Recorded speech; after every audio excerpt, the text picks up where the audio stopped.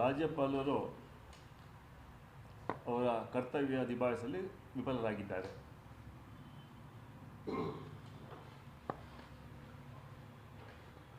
Governor address ಪ್ರತಿ ವರ್ಷ ಮೊದಲೇ ಸೆಷನ್ನಲ್ಲಿ ವಿಧಾನಮಂಡಲವನ್ನು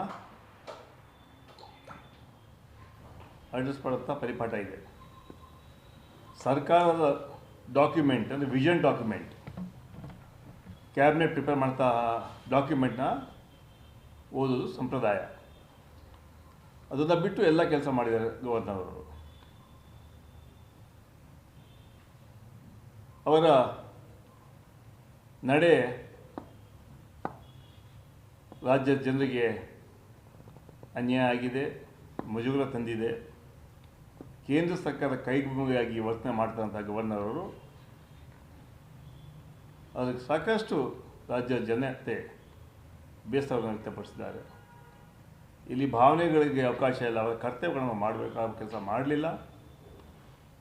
ಅದಕ್ಕೆ ಕೂಡ ನಾವು ಸಾಕಷ್ಟು ಟೀಕೆಗಳು ಕೂಡ ಮಾಡಿದ್ದೀವಿ. ವಿಧಾನಸಭೆ ವಿಧಾನ ಪರಿಷತ್ತಲ್ಲಿ ಕೂಡ ಚರ್ಚೆ ಆಗಿದೆ.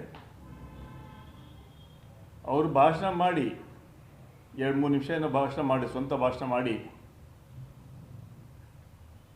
ರಾಷ್ಟ್ರಗೀತೆಗೂ ಕೂಡ ನಿಲ್ಲದೆ ರಾಷ್ಟ್ರಗೀತೆಗೆ ಅವಮಾನ ಮಾಡಿದ್ದಾರೆ ಅಂತ ತಮ್ಮ ಮೂಲಕ ನಾನು ಹೇಳಲು ಬಯಸ್ತಾ ಇದ್ದೇನೆ.